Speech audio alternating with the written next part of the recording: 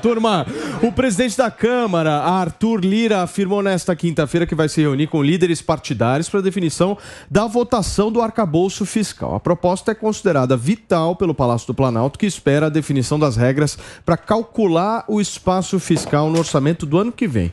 O fatiamento do projeto de lei das fake news também deve ser votado já na próxima semana. O texto estabelece o pagamento de direitos autorais por conteúdos audiovisuais, inclusive conteúdo jornalístico. Na semana passada, acho que eu já estava lá no Morning Show na semana passada, nós entrevistamos o deputado federal Orlando Silva e comentamos a respeito dessa estratégia do PL das fake news.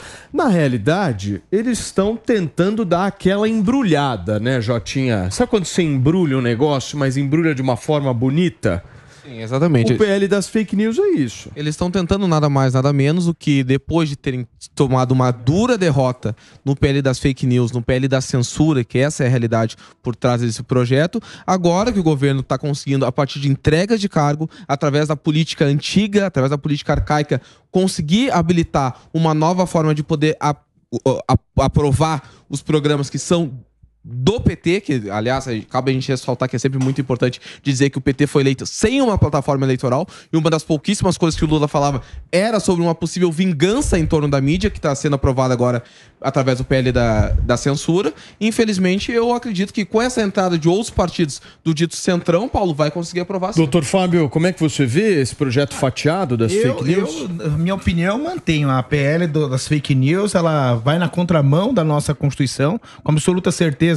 Ela deve ser taxada dessa forma mesmo, como PL da censura, e é exatamente essa a agenda, essa é a pauta do governo. É literalmente limitar a liberdade de expressão, é enaltecer a censura, é limitar, é descriminalizar drogas, descriminalizar o aborto. Então, essa é a pauta do atual governo. Agora, como eu disse no começo do programa, a oposição deveria estar fazendo o seu trabalho. O Arthur Lira, na verdade, eu falo abertamente, por ser presidente de uma das casas tão importantes, como é a Câmara dos Deputados, ele literalmente demonstra que é um covarde, não tem outra palavra para o senhor Arthur Lira, porque ele sabe muito bem que ele ia perder a votação, ele retirou da pauta, foi uma estratégia, tudo bem que está no regimento interno da Câmara, ele agiu conforme o regimento, e agora ele está percebendo, veja, esse caso novamente da CPI do MST sinalizou como enfraqueceu a oposição, e ele pensou, essa é a hora, eu vou trazer isso à baila novamente e eu vou dar aquilo que o governo quer. Mas por quê? Porque existe alguma moeda de troca. Lamentável dizer isso não é política,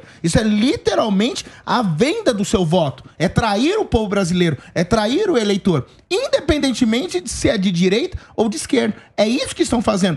Essa PL da fake news é absolutamente inconstitucional e querem forçar a mão, com absoluta certeza. Se ela bater na CCJ, a CCJ é uma comissão de Constituição e Justiça que emite o parecer se o projeto é constitucional ou inconstitucional.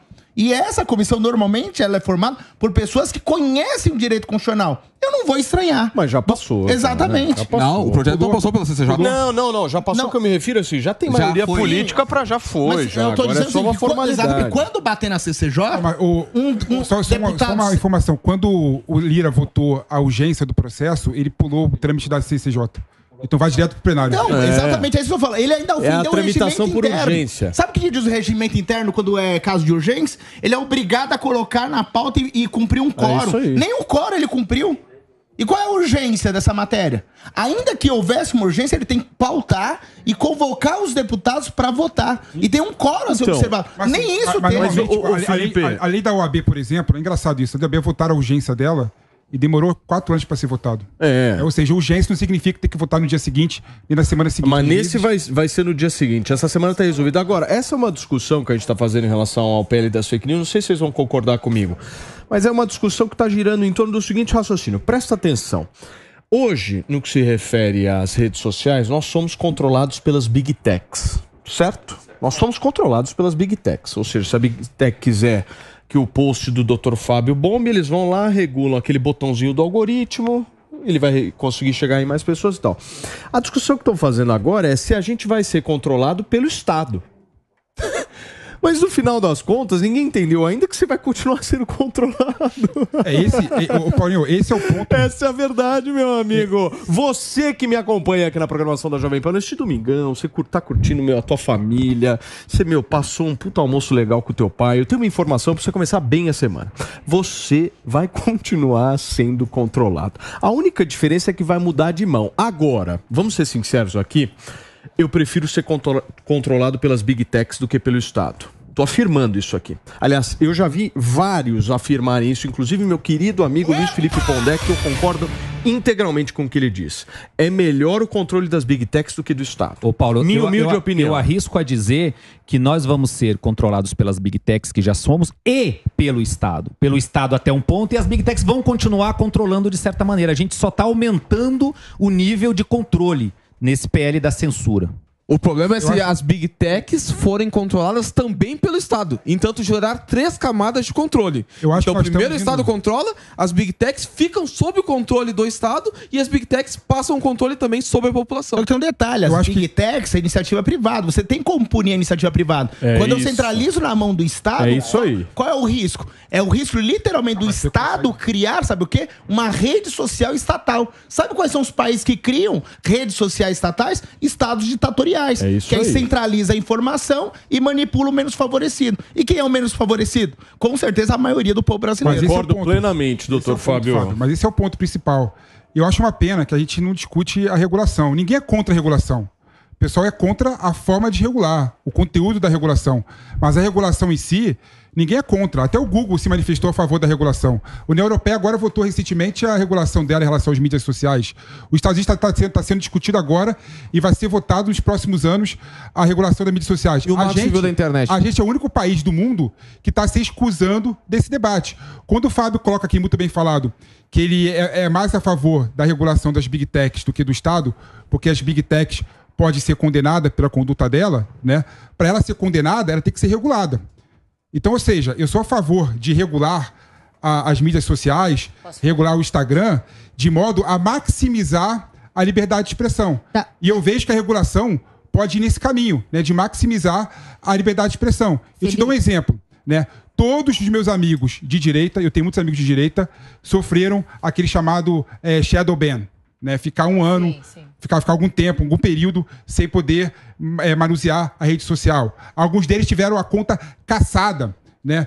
Porque não sei se as pessoas sabem, há um determinado número de pessoas que o Instagram e as redes sociais em geral entendem como algo danoso. Então, sei lá, se a milícia digital da esquerda denunciar uma conta de uma pessoa de direita e tiver 1000 pessoas, o cara perde a conta dele. Monteiro, a minha graças a uma regulamentação interna das Big Techs. Não, mas peraí. Isso é um absurdo. Você tá falando que os caras só censuram quem é de direita?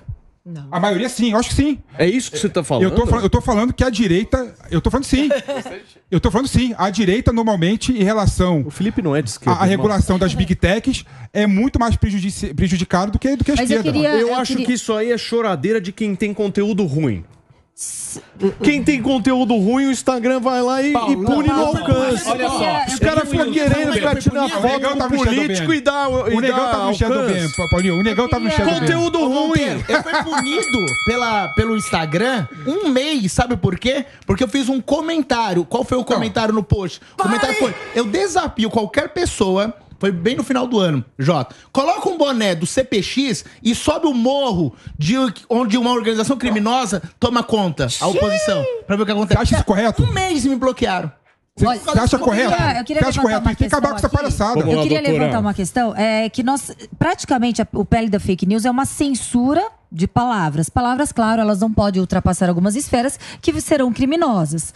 Mas o que a gente não percebe é o mesmo controle e a mesma disposição daqueles crimes que são praticados na dark web. Como serão controlados? Esse PL da censura é simplesmente daquilo que está aparente, do que as pessoas manifestam como pensamento, que não podem, sim, violar direitos e garantias constitucionais, inclusive crimes contra a honra, crimes de palavra. Porém, nada será solucionado relacionado dos crimes realmente que subjugam crianças, que a gente está sabendo, se Discord, que matam crianças, até estupro virtual é praticado no submundo da internet, que com esse PL da fake news, em nada terá mecanismo de solução, nem de prevenção e nem de combate. Até porque então, o direito brasileiro já pune injúria, calúnia, pedofilia, tudo isso já é crime, dentro ou fora da rede. Não, mas o que eu tô falando é que o PL da fake news não traz soluções para os crimes do submundo da dark web, Agora, da deep vocês web. vão me falar que o Elon Musk é de esquerda?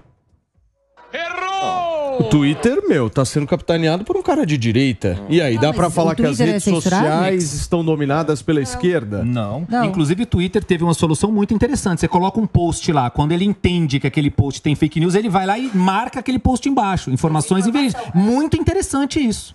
Ô, Filipão, e na luta do Mark Zuckerberg com o Elon Musk, você vai torcer por quem? Pros dois, né? Quanto mais opção, melhor, eu acho. Defendendo a livre concorrência. Que esquerdista bom esse, hein? Esquerdista que defende a livre concorrência é maravilhoso. Ó, vem cá, Rosinha. Vamos chegar mais aqui. E turma, aliás, muito obrigado pela sua audiência, pela sua companhia no domingo aqui da Jovem Pan. Esse é o nosso queridíssimo Tá Na Roda. E ó quem tá aqui, ó, já aparecendo bem atrás aqui. O argentino mais querido desta emissora, meu querido amigo Gustavo Segré. Fala, Segré, tudo bem, irmãozinho? Boa tarde, Paulinho. Muito bem, muito bem. Um abraço aí para todos e um abraço para a nossa audiência. Agora eu fiquei curioso. Tem mais argentinos além de mim na Jovem Pan? Não, é o único. Mas é o número 1, querido. Não vamos entrar nesse detalhamento. Escuta, vamos falar um pouquinho. Você quer entrar na discussão aqui que tá rolando, meu? Sim, por favor. Sim, pedi, porque você sabe que no dia 5 de outubro de ano 2022 eu participei num programa, Brasil Paralelo. E nesse momento eu afirmei, em função da experiência de Cuba, Venezuela, Argentina e Nicarágua, que o populismo de esquerda era muito ruim para qualquer sociedade. Saí daí, Paulo, e a minha conta estava em Jadobam. Imediatamente, mas não durou nem 5 minutos. E fiquei um mês sem poder, as coisas que eu publicava não eram vistas por ninguém, e ninguém me encontrava se queria me buscar para me adicionar como seguidor. São coisas que acontecem. E sabe que me lembrou de uma frase de Martin Niemöller, que uma vez falou: uma vez vieram buscar o meu vizinho, que era comunista, mas como eu não sou comunista, não me preocupei. No dia seguinte vieram buscar o meu amigo, que era capitalista, mas como eu não sou capitalista, também não me preocupei. No outro dia vieram buscar o meu amigo judeu, mas como eu não sou judeu, não me preocupei. E um dia vieram por mim, e não tinha ninguém para me defender. E você sabe que essa colocação de, primeiro, regulamentar as redes sociais, colocar limites à liberdade de expressão, é o caminho direto para chegar ao que hoje está Cuba, que determinou pena de morte para defender a revolução. Revolução que deixou todo mundo pobre e todo mundo sofrido. Então temos que tomar muito cuidado. Esse movimento político que os caras fizeram de dar aquela fatiada no PL das fake news é muito inteligente, né? Porque eles trazem para perto os influenciadores. Não tem um influenciador que vai achar negativo receber uma remuneração pelo conteúdo que está produzindo. Ou seja, isso é muito vendável. Só que por trás, meu querido Jotinha, desta venda maravilhosa, sempre há um imposto no final das contas, certo? Um imposto de $50 ou menos. É, por aí, Paulo. Por aí mesmo. Muito bem. Que mais? Vocês querem falar mais? Ô, Segré, você foi pro Shadow Ban. Tudo bem, Segré? Pô, saudade de você. Fala, Felipão. Segré, você foi pro Shadow Ban quando você fez aquela manifestação sobre os governos de esquerda e um ambiente que não tinha regulação. Você não acha que a regulação das mídias sociais não poderia evitar o teu Shadow Ban, por exemplo, né? Não poderia ter uma regulação benéfica, uma regulação favorável à maximização da liberdade de expressão? Eu sou contra toda regulamentação e regulação que seja, porque sempre tem a subjetividade de alguém que diz isso sim ou isso não. Ninguém precisa de uma regulamentação, e aí teriam que entrar as Big Techs para não fomentar violência, por exemplo. Aí, perfeito. Mas uma opinião é uma opinião, e cada um, tendo um CNPJ, um CPF, é responsável por essa opinião. Se eu estou, de alguma maneira, injuriando alguém, esse alguém pode me processar, se for o caso. Mas que outro alguém determine se eu consigo e posso falar o que eu desejo falar, é muito perigoso. Agora, se for analisar, por exemplo, no Canadá, os caras aprovaram uma lei que obriga as Big Techs a pagar os jornais, né? Ou seja, isso está rolando, essa discussão ela está rolando em relação à remuneração no mundo todo. O que o deputado Orlando Silva me garantiu nessa semana, lá no Morning, foi justamente de que não haverá qualquer tipo de discussão sobre conteúdo. Aí eu questionei ele, fazendo uma pergunta do seguinte: deputado, o que mais deixa a gente apreensivo na história do PL das fake news é a autoridade pública que vai ser criada. Porque é lá que vai haver essa discussão de conteúdo. É lá que vai haver essa... E aí ele titubeou. Não, mas nós estamos vendo se a gente vai criar, não sabemos ainda qual vai ser o caminho, aquele papo todo e tal. E aí, no final das contas, não deixou claro isso. Mas ele diz, com todas as letras, que não vai ser uma discussão sobre conteúdo. Será? Dá para fazer uma discussão de redes sociais que não entre a história do conteúdo? Eu acho um pouco inviável. Eu já vi alguns pronunciamentos do deputado Orlando Silva dizendo o seguinte, que, veja bem, a gente tem que saber diferenciar aquilo que é fake news daquilo que é narrativa política. Então isso. só essa brecha já é discussão de conteúdo. Já mostra o que vai acontecer. Mas o interessante também, o que está por trás da remuneração de quem faz conteúdo de qualidade, né, é a busca e a ajuda para a gente receber informação de qualidade, né? Ou seja, quando você remunera jornais, remunera revistas, jornalistas, influencer que tem um histórico de bons serviços para informação e para informar o público, né, você está fazendo com que as mídias sociais tenham uma melhoria de fluxo de informação. Então é isso que está em discussão no mundo todo, né? E no Brasil, essa fatiação do projeto para iniciar a discussão por esse assunto é muito importante. Agora, se o Congresso não falar sobre o tema, meu querido Ricardo, o Supremo vai decidir. Exatamente, Paulo. Não tenho a menor dúvida disso. E o ministro Flávio Dino já falou isso. Se não for por legislação, vai pelo Supremo Tribunal. Em tom de ameaça, ele disse. Então já veio num tom de ameaça. Essa é a preocupação, é o lobo na pele do cordeiro. É vender uma coisa muito bonita, preocupado com um tema muito sensível à sociedade, mas por dentro colocar aquele jabutizinho lá dentro e passar de forma desentendida aqui. O Segré, que sofreu aí o shadow ban na pele, sabe muito bem. O Brasil Paralelo foi vetado, mas tem youtuber de esquerda que matou o cara da van, o dono da van lá num vídeo, e cadê? Essa é a preocupação. É muita hipocrisia, é muita. Eu tenho absoluta certeza que se a matéria não passar, e creio eu, com essa sinalização da semana passada, se o PL for povo, vai passar. Já passou, vai passar. Mas se eventualmente eles decidirem trabalhar e decidirem em prol do interesse público, o Supremo Tribunal Federal, mais uma vez, vai vir e atender uma agenda. Isso que é triste. Ninguém do Poder Judiciário deveria cumprir agenda alguma. Eu costumo dizer, doutor, que em sala de aula, que quem é magistrado, desembargador, ministro, ele não pode ter time, ele não pode ter ideologia, não pode ter absolutamente nada. Agora, infelizmente, se isso passar, eu não vou poder daqui a alguns dias, Jota, dizer exatamente isso. O STF está exorbitando o seu poder. O Supremo Tribunal Federal, que devia guardar e zelar pela Constituição, ele vilipendia a norma constitucional todo santo dia. E eu digo mais, não posso falar em nome das autoridades, mas eu tenho certeza que delegados, principalmente magistrados, se envergonham de várias decisões da nossa Suprema Corte. Mas, Fábio, só uma questão aí, né? A partir do momento que o Congresso ele não quer discutir e não quer decidir sobre a regulação das mídias sociais, ele acaba abrindo flanco para o STF decidir. Não, é um equívoco isso. Né? Explica, sabe por quê? Não, eu não tô falando que é certo ou errado. Claro. Então, assim, vai abrir. Foi assim, por exemplo, que aconteceu com a questão das drogas. Foi assim que aconteceu com o caso do aborto. Outro equívoco. Com o caso do aborto. Não, sim, eu não tô falando fazendo juízo de valor aqui. Eu tô falando o que foi, que aconteceu. Não, em relação ao mérito, sabe quando o Supremo pode se pronunciar quando existe uma omissão cabal do Legislativo? E no caso, por exemplo, do aborto, das drogas, tem legislação. Não, mas, e se tem legislação, não existe uma omissão. A norma foi regulamentada. O Supremo tem que discutir Constituição, né? Exatamente, ponto final. Mas o caso das drogas lá, que eles, por recurso extraordinário, resolveram descriminalizar a maconha, né? Não é a maconha, são drogas. São drogas até 60 gramas. Não, são os votos. Só ultimamente todas as drogas. Então, não, Felipe. É periférico, doutora. Não é meu ponto. Tá bom, eu mudo. É todas as drogas. Eu mudei. Todas as drogas. Não é. O que está sendo discutido não é descriminalização da maconha. Vamos passar corretamente para a população.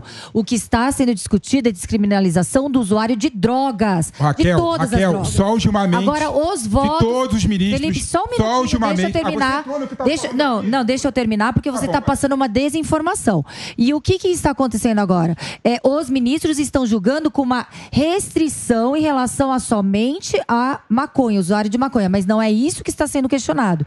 Eles que estão nos seus votos de forma propositiva, querendo colocar algo a mais do que o pedido. Tá errada, você está errada. Falou que estou desinformando, não estou desinformando. Né? Eu li todos os votos. Né? O único ministro que votou para descriminalizar todas as drogas foi o Gilmar Mendes. E ele foi voto vencido. Foi voto vencido. Deixa eu falar, doutora. Deixa eu falar. Não, aqui você não vai berrar. Desculpa, a questão... Você não vai berrar. Só um minutinho. Com o compromisso que eu tenho com a pessoa, a galera que está assistindo a gente, com o compromisso que a galera que está assistindo, que é um grupo muito seleto que assiste a Jovem Pan, o que se questiona é descriminalização do usuário. E o usuário, o Gilmar Mendes, ele votou. Os outros votaram, mas o pedido serve, doutores, o cerne do pedido é a respeito do que... O recurso extraordinário que foi pro STF... Não fala só de maconha. Se fala só de maconha. Não fala. Vamos apostar aqui? Vamos apostar? Vamos. O recurso foi Defensoria Pública do Estado de São Paulo. Vamos apostar. Tá apostado. Assim, vamos lá. Se alguém puder puxar... Eu tô falando, eu sei de cabeça, porque eu estudei esse assunto. Não, você tem que estudar melhor. A Defensoria Pública do Estado de São Paulo entrou com recurso extraordinário no STF porque uma pessoa foi presa com 3 gramas de maconha.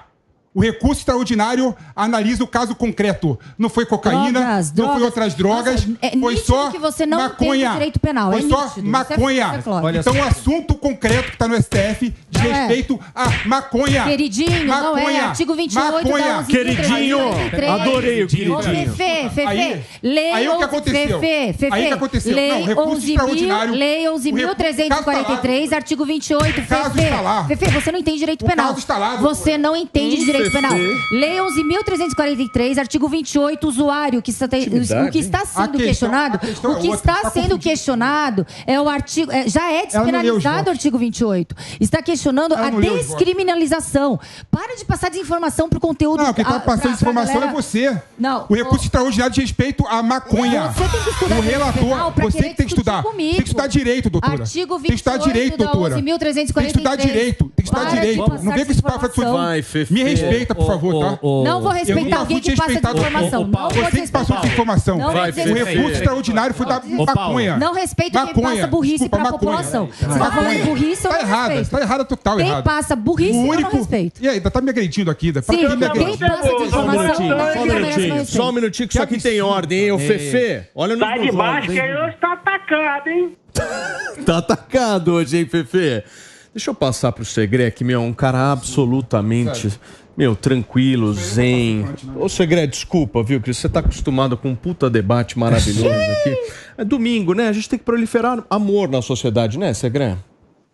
Imagina, Paulo, a gente se debate sempre com o piperno, qualquer coisa é segura aí. Segurando o piperno, você segura qualquer outra discussão, mas sempre com respeito.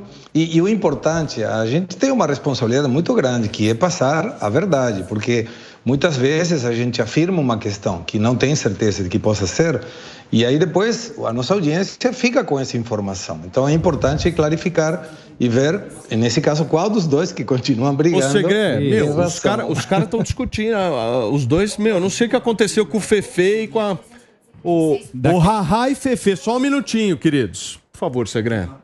Tá, não, você sabe que uma das coisas que me parece importante nessa questão, que lamentavelmente você foi para as drogas, porque o Felipe estava argumentando aí outra questão. Eu já nem sei mais o que a gente estava discutindo, Segre, não, mas eu te conto. Claro, eu te conto. Era a colocação do Supremo se enfiando numa questão legislativa. Esse era o ponto. E aí eu queria participar, assim, até para diminuir um pouco a intensidade, o caloroso debate aí, que em 1748, quando Montesquieu escreveu O Espírito das Leis, ele dividiu os poderes em 3. E eram 3 poderes não para que um faça o que o outro teria que fazer, sino para se controlarem. O executivo executava esse poder do Estado, o legislativo colocava a legislação e o Supremo Tribunal Federal, o judiciário, nesse caso, tinha como obrigação fazer cumprir a lei, que o legislativo legislasse. E no caso do Supremo Tribunal Federal, na colocação da República é verificar o respeito da Constituição, não legislar. Então é um perigo muito grande isso que está acontecendo, porque um dos estados, dos poderes do Estado, está entrando nas responsabilidades do outro, e isso não é bom para uma república. Ô Segré, você me permite complementar a brilhante fala que você falou sobre Montesquieu e a divisão dos três poderes, é que o legislativo hoje também está querendo executar, está querendo fazer tarefa do poder executivo executando orçamento, pegando parte desse orçamento para si, seja através do tal do orçamento secreto, das emendas impositivas, não impositivas, mas o legislativo também está invadindo a competência do executivo em executar orçamento, deixando espaço para o judiciário legislar, e a gente está virando uma bagunça. A divisão dos poderes virou uma indivisão dos poderes aí, infelizmente, concordando com o que você disse. Doutora, o que a senhora está falando aí? Ai, desculpa, Paulo, eu não estou me comportando. Pode falar. Porque assim, eu quero explicar agora de forma muito calma. O que está sendo questionado no Supremo, no STF, é o artigo 28 da Lei 11.343 de 2006, que inclusive é o tema que fala da descriminalização do usuário de drogas. O que ocorre hoje é a despenalização do usuário de drogas, que todas as penas ali previstas no artigo 28 são penas despenalizadoras, são penas alternativas. Não existe uma punição para o usuário. Mas a maioria é maconha, né? Até pela questão da quantidade. Só para concluir, né? Daí, desculpa, Paulo. E o que acontece? Alguns ministros estão vendo o absurdo que está sendo colocado, então eles estão colocando restrição nos seus votos. Eles estão diminuindo drogas e colocando somente a maconha. Agora, o Gilmar Mendes, não, ele está julgando conforme o pedido, o questionamento, é isso. Tudo bem. Fefe, a palavra é tua. Não, vamos lá. Primeiro é o seguinte, o único instrumento que você tem na Constituição Federal para você discutir abstratamente uma lei, o artigo 28 de uma lei, é a ação direta de constitucionalidade. Esse caso específico chegou no STF por meio de um recurso extraordinário que a Defensoria Pública do Estado de São Paulo entrou porque uma pessoa foi presa por portar 3 gramas de maconha. Então, o assunto concreto que se discute no STF é a questão da maconha, né? Hoje, Gilmar Mendes, na sua decisão, foi o único juiz, o único ministro que, na sua decisão, quis ampliar o entendimento dele, falando que deve-se olhar o artigo 28 para descriminalizar todas as drogas, a cocaína e a maconha. Os demais só falou da maconha, que era a discussão do caso concreto, né? Então, assim, o caso concreto só se referia à maconha. Recurso extraordinário não tem o condão de discutir a constitucionalidade de uma lei em abstrato. Muito bem.